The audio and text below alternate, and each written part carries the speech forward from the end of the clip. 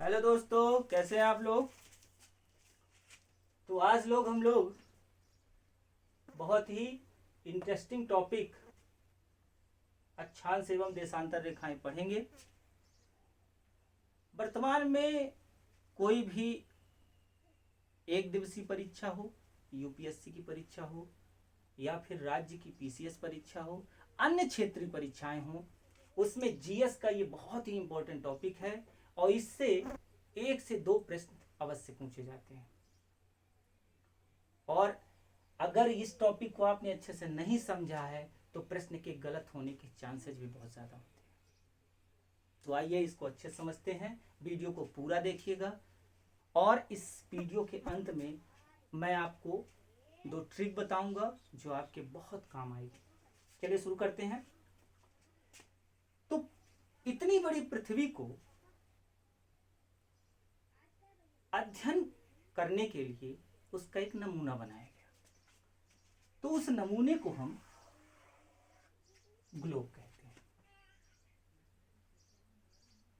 अध्ययन करने के लिए पृथ्वी का एक नमूना बनाया गया जिसे हम क्या कहते हैं, ग्लोब। तो इस ग्लोब पर सबसे पहले हम दिशा जानते हैं। ऊपर की तरफ उत्तर दिशा है, नीचे की तरफ दक्षिण दिशा है, दाईं ओर पूर्व दिशा है और बाईं ओर पश्चिम दिशा है। ऊपर की ओर उत्तर, नीचे की ओर दक्षिण, दाईं ओर पूर्व और बाईं ओर पश्चिम दिशा है। अब पश्चिम से पूर्व की ओर, पश्चिम से पूर्व की ओर या पूर्व से पश्चिम की ओर इस ग्लोब पर कई काल्पनिक रेखाएं खींची गई हैं जो एक दूसरे के समांतर हैं। ये रेखाएं काल्पनिक हैं। इन रेखाओं को हम अक्षांश रेखाएं कहते हैं। ग्लोब पर पश्चिम से पूर्व की ओर खींची गई काल्पनिक रेखाओं को अक्षांश रेखाएं कहते हैं। इसी प्रकार ग्लोब पर उत्तर से दक्षिण की ओर खींची गई काल्पनिक रेखाओं को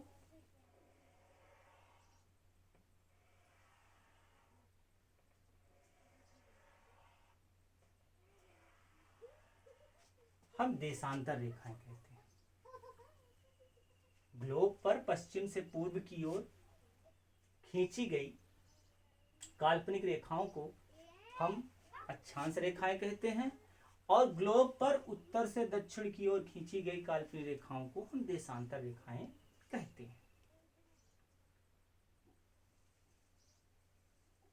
अब सबसे पहले ये दोनों ही टॉपिक बहुत महत्वपूर्ण है, तो क्यों ना इसको अलग अलग करके थोड़ा सा पढ़ते हैं। तो सबसे पहले अक्षांश रेखाओं के संबंध में पढ़ते हैं।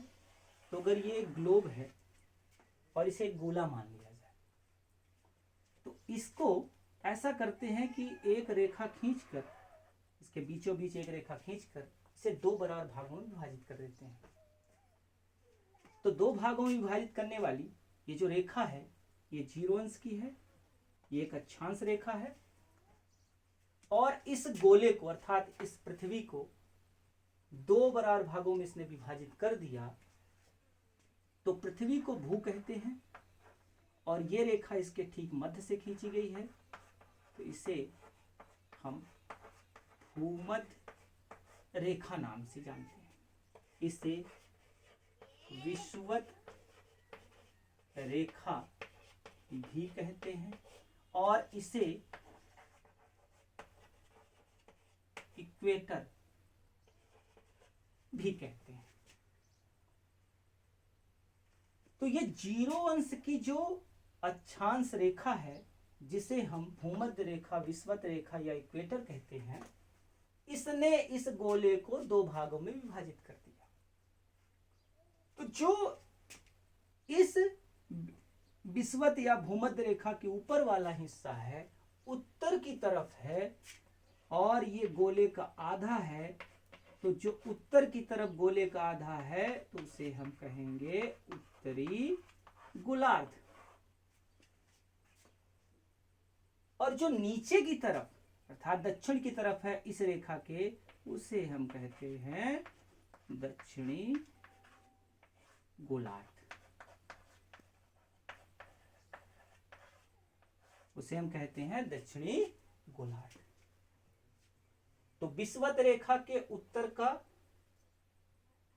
जो ग्लोब का हिस्सा है उसे उत्तरी गोलार्ध, और विषुवत रेखा के नीचे का जो हिस्सा है उसे दक्षिणी गोलार्ध कहते हैं। अब हम ये जानते हैं कि पृथ्वी अपने अक्ष पर 23.5 अंश झुकी हुई है। तो अगर 23.5 अंश झुकी हुई है, पृथ्वी अपने अक्ष पर 23.5 अंश झुकी हुई है, तो 23.5 अंश अगर झुकी हुई है तो ग्लोब पर 23.5 अंश उत्तरी गोलार्ध में खींची गई काल्पनिक रेखा को कर्क रेखा कहते हैं। कर्क रेखा कहते हैं। ग्लोब पर 23.5 अंश उत्तरी गोलार्ध में खींची गई अक्षांश रेखा को हम कर्क रेखा कहते हैं। इसे ट्रॉपिक ऑफ कैंसर भी बोलते हैं। इसी प्रकार ग्लोब पर 23.5 अंश दक्षिणी गोलार्ध में खींची गई काल्पनिक रेखा को हम मकर रेखा कहते हैं। मकर रेखा कहते हैं। मकर रेखा कहते हैं। ग्लोब पर 23.5 अंश उत्तरी गोलार्ध में खींची गई काल्पनिक रेखा को कर्क रेखा कहते हैं, और ग्लोब पर 23.5 अंश दक्षिणी गोलार्ध में खींची गई अक्षांश रेखा को मकर रेखा कहते हैं। इसी प्रकार ग्लोब पर 66.5 डिग्री उत्तरी गोलार्ध में खींची गई काल्पनिक रेखा को आर्कटिक वृत्त बोलते हैं। आर्कटिक वृत्त या रेखा कहते हैं। 66.5 डिग्री उत्तरी गोलार्ध में खींची गई काल्पनिक अक्षांश रेखा को आर्कटिक वृत्त, और ग्लोब पर 66.5 डिग्री दक्षिणी गोलार्ध में खींची गई काल्पनिक अक्षांश रेखा को अंटार्कटिक वृत्त कहते हैं। अंटार्कटिक वृत्त कहते हैं। इसको याद करना और भी ज्यादा सरल है। आप जानते हैं कि उत्तर की तरफ एक महासागर है आर्कटिक महासागर, और दक्षिण की तरफ श्वेत महाद्वीप जो सदैव बर्फ से ढका रहता है अंटार्कटिका है। तो आसानी से आप याद कर सकते हैं कि 0 अंश के अक्षांश रेखा को हम भूमध्य रेखा या विषुवत रेखा कहते हैं। इस भूमध्य रेखा ने इस गोले को 2 भागों में विभाजित किया।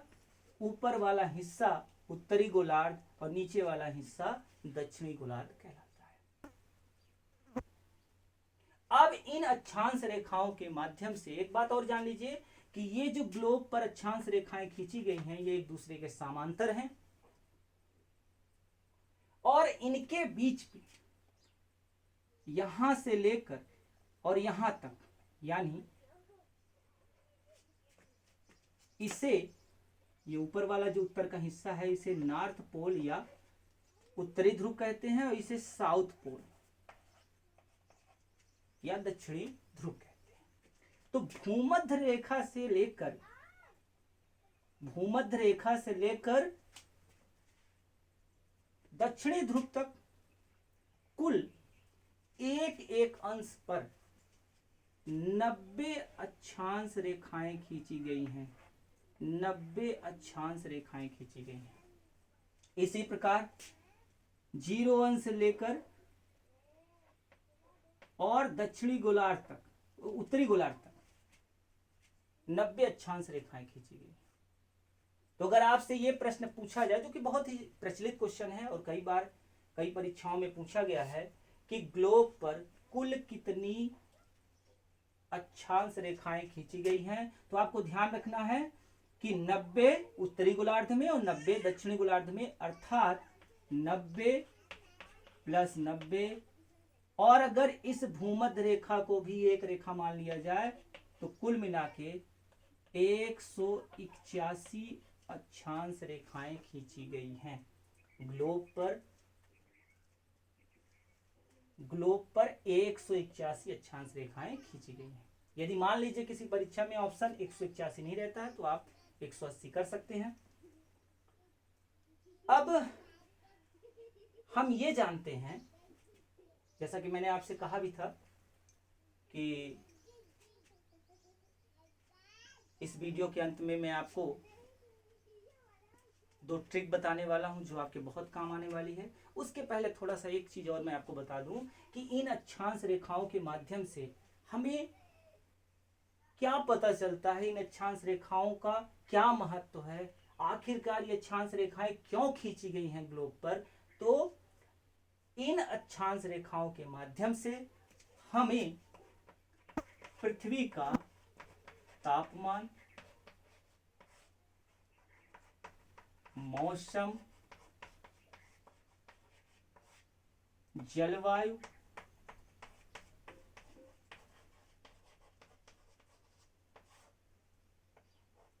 वर्षा,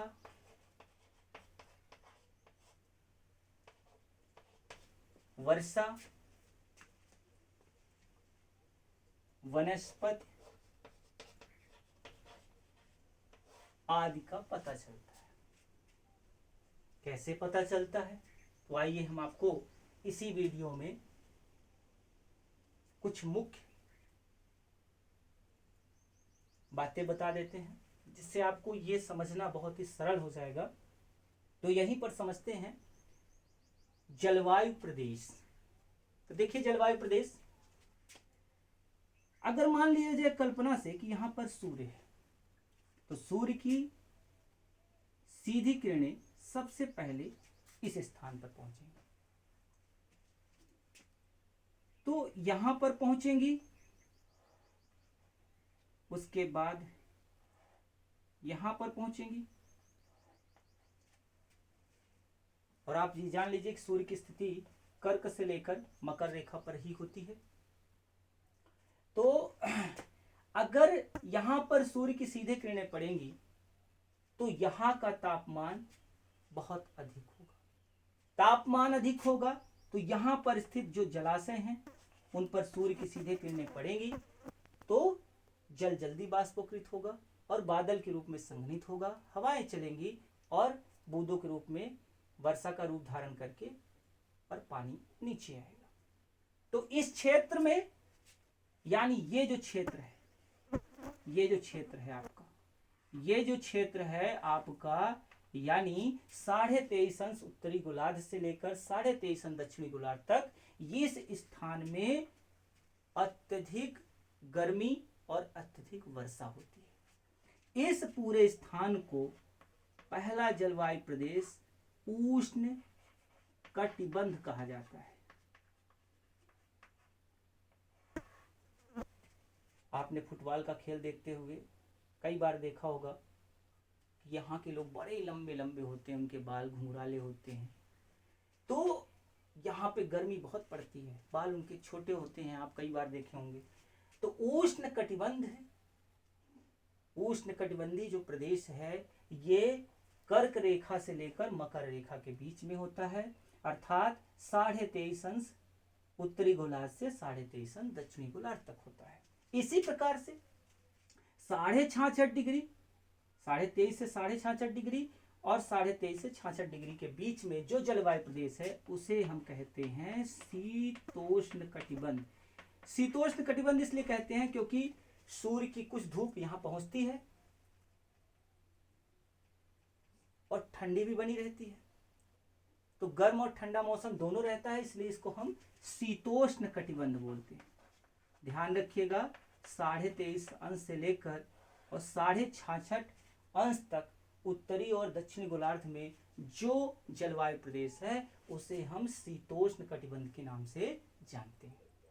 और आपको पता होना चाहिए और जान लीजिए आप कि यह मानव के रहने का सबसे उत्तम स्थान है और विश्व के अधिकांशतः विकसित जो देश हैं इसी कटिबंध में निवास करते हैं, स्थित है। उसके बाद जो ये है 66.5 से लेकर 90 अंश तक और 66.5 से लेकर 90 अंश तक का जो ये जलवायु प्रदेश है, यहाँ पर सूर्य की किरणें नाम मात्र का या ये कहिए कि नहीं पहुंच पाती हैं, इसलिए इसे हम शीत कटिबंध के नाम से जानते हैं, शीत कटिबंध के नाम से जानते हैं। इसीलिए आपने देखा होगा, अभी मैंने बताया भी कि उत्तर की ओर आर्कटिक महासागर है, लगभग उसमें बर्फ जमी रहती है, और दक्षिण में अंटार्कटिका महाद्वीप है जिसमें वर्ष भर बर्फ जमी रहती है। तो आपने जाना 3 प्रकार के जलवायु प्रदेश। पहला उष्ण कटिबंध, ये 23.5 से 23.5 अंश तक है। दूसरा 23.5 से 66 डिग्री उत्तरी गोलार्ध और 23.5 से 66 डिग्री दक्षिणी गोलार्ध के बीच में जो कटिबंध है उसे हम शीतोष्ण कटिबंध कहते हैं।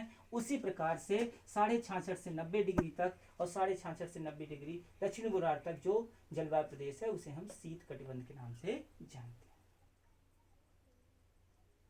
तो ये था आपका अक्षांश रेखाओं से संबंधित जानकारी। अभी इसमें जो बच रहा है वो बच रहा है इन 3 रेखाओं पर स्थित विश्व के देश, और उसी से संबंधित मेरी आज की ट्रिक है। तो बिना समय गंवाए उस ट्रिक को जान लेते हैं।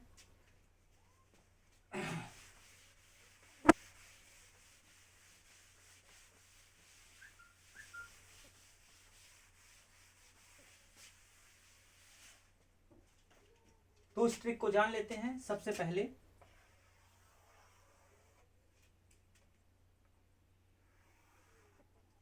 ये है आपकी भूमध्य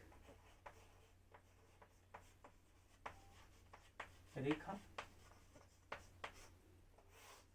भूमध्य रेखा, इस पर कौन कौन से देश स्थित हैं, सबसे पहले उन्हें हम लोग जान लेते हैं। और उसका मैंने एक ट्रिक बनाया है कि यू नाम का एक कोबरा है, यू नाम का एक कोबरा है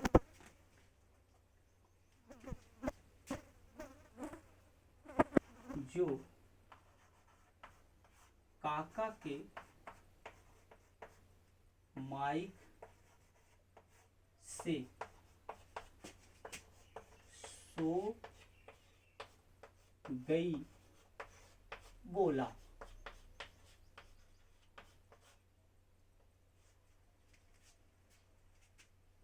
यू नाम का कोबरा है, कोबरा आप लोग जानते हैं, कोबरा एक सांप होता है। उसने काका का माइक पाया तो उससे बार बार बोल रहा था सो गई सो गई सो गई बोल। तो यू नाम का कोबरा था जो काका का माइक पा गया और बार बार बोल रहा था सो गई सो गई। यू नाम का कोबरा था जिसने काका के माइक से सो गई बोला। तो यू कोबरा काका के माइक से सो गई बोला, ये मेरी भूमध्य रेखा पर स्थित देशों की ट्रिक है। आइए इसको जानते हैं। तो यू का मतलब हुआ युगांडा, युगांडा।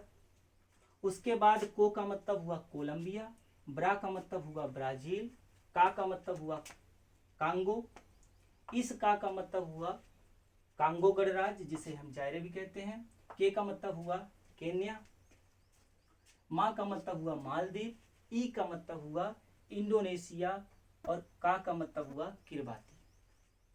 आगे चलते हैं। सो का मतलब हुआ सोमालिया, गए का मतलब हुआ गैबोन और ई का मतलब हुआ इक्वाडोर। तो इस तरह से विश्व के 12 देश हैं जो भूमध्य रेखा या विषुवत रेखा पर स्थित हैं। यू नाम का कोबरा है जो काका का माइक पा गया और उससे बार बार बोल रहा है सो गई सो गई सो गई। तो यू का मतलब हुआ युगांडा, को का मतलब हुआ कोलंबिया, ब्रा का मतलब हुआ ब्राजील, का मतलब हुआ कांगो, इस का मतलब हुआ कांगो गणराज्य, के का मतलब हुआ केन्या, माँ का मतलब हुआ मालदीव, ई का मतलब इंडोनेशिया, का मतलब हुआ किरबाती, सो का मतलब सोमालिया, गै का मतलब हुआ गैबोन और ई का मतलब हुआ इक्वाडोर। तो इस तरह से 12 देश हैं, 12 देश जो इस भूमध्य रेखा पर स्थित है। भूमध्य रेखा या विषुवत रेखा पर विश्व के कितने देश स्थित हैं? तो 12 देश। इसमें युगांडा, कांगो, कांगो गणराज्य, केन्या, सोमालिया और गैबोन, ये जो देश हैं ये अफ्रीका महाद्वीप के हैं। युगांडा, कांगो, कांगो गणराज्य,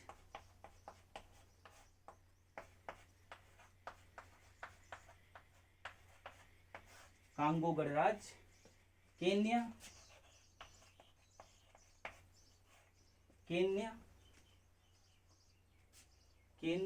सोमालिया, गैबोन।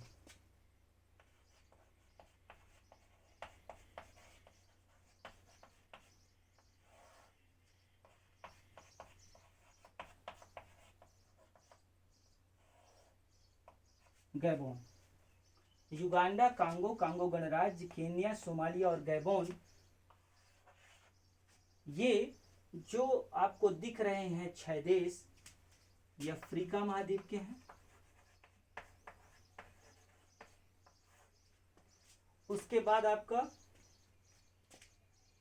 कोलंबिया, ब्राजील और इक्वाडोर। कोलंबिया,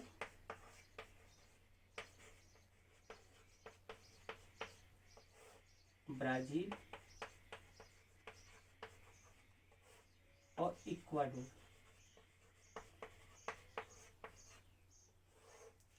ये जो 3 देश हैं ये आपके दक्षिणी अमेरिका महाद्वीप के में स्थित है।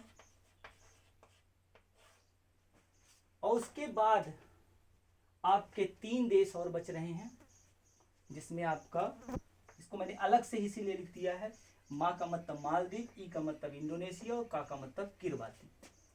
तो मालदीव, इंडोनेशिया,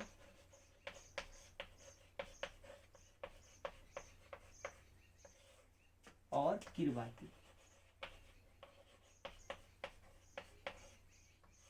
तो ये जो 3 देश हैं ये आपके एशिया महाद्वीप में स्थित है। एशिया महाद्वीप में स्थित है। देखिए, ज्योग्राफी पढ़ने के लिए सबसे इंपॉर्टेंट चीज ये है कि आपको लोकेशन अच्छे से क्लियर होनी चाहिए।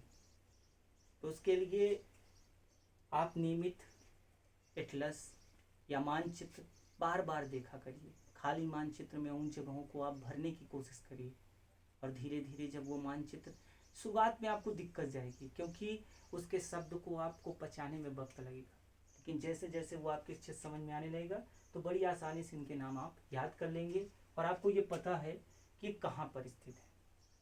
तो मालदीव, इंडोनेशिया और किरबाती, ये तीनों देश एशिया महाद्वीप में स्थित हैं। तो इस प्रकार से यू नाम का कोबरा था, उसने काका का माइक पाया तो बार बार बोल रहा था सो गई सो गई सो गई। तो यू फॉर युगांडा, को फॉर हो गया कोलंबिया, ब्रा फॉर हो गया ब्राजील, का मतलब हो गया कांगो, का मतलब हुआ कांगो गणराज्य जिसे जायरे भी कहते हैं। और एक बात मैं आपको और बता दूं, ये भूमध्य जो रेखा है यह कांगो गणराज्य में स्थित जो एक नदी है कांगो, या उसे जायरे भी बोलते हैं, यह इसे 2 बार काटती है। और साथ में उसी के आगे आप जाएंगे अफ्रीका महाद्वीप में ही, तो उसमें आप जाएंगे तो आपको एक झील मिलेगी, विक्टोरिया झील। ये वही झील है जहाँ से विश्व की सबसे लंबी नदी नील नदी निकलती है। विक्टोरिया झील, तो विक्टोरिया झील विषुवत रेखा पर स्थित है, विषुवत रेखा पर स्थित है विक्टोरिया झील।